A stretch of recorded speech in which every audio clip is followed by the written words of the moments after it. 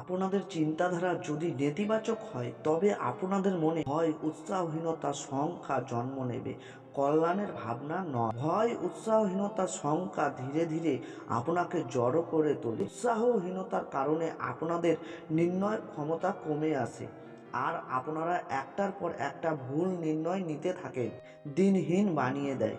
ধীরে ধীরে নিজের সকল উৎসাহ সমাপ্ত হয়ে পড়ে। এই ভুল নির্ণয় নেওয়ার ফলে বুদ্ধিমত্তা, দূরদর্শিতা, ধৈর্য, মানসিক সন্তুষ্টি সকল মহান গুণগুলি হারিয়ে ফেলেন। যখন কি এটা আমরা সকলেই জানি যে জীবনে সফলতাপূর্বক প্রভাবশালী কাজ করার জন্য এই সব গুণ থাকাটা কত জরুরি হয়।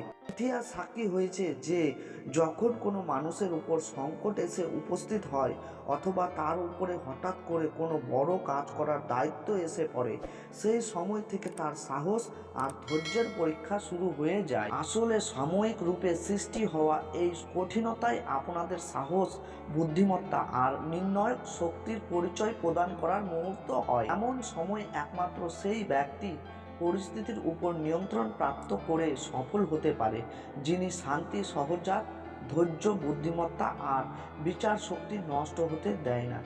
এমন মানুষ না তো পরিস্থিতির বেকাবু হয়ে পড়ার পরে নিজের উপর নিয়ন্ত্রণ হারিয়ে ফেলেন আর নাই নিজের উদ্দেশ্যের পথ থেকে সরে আসেন।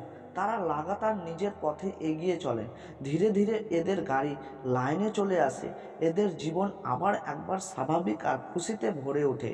এমনটাই এই ভিডিওর মাধ্যমে বলা হয়েছে যে সংকটের মুহূর্তে আপনারা নিজেদের সঙ্গ ত্যাগ করবেন না, অর্থাৎ নিজেদের বিচারধারার প্রতি আস্থা হারাবেন না।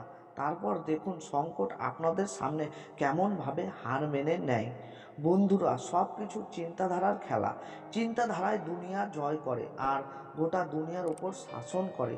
যে ব্যক্তির কাছে ইতিবাচক চিন্তাধারা থাকে তার কাছে জীবনের প্রত্যেক হাতিয়ার থাকে আর তাকে বিজয়ী হতে কেউ বাধা দিতে পারে না। তো বন্ধুরা, ভিডিওটি দেখে ভালো লাগলে অবশ্যই আমাদের ইউটিউব চ্যানেলটি সাবস্ক্রাইব এবং বেল আইকন করতে ভুলবেন না।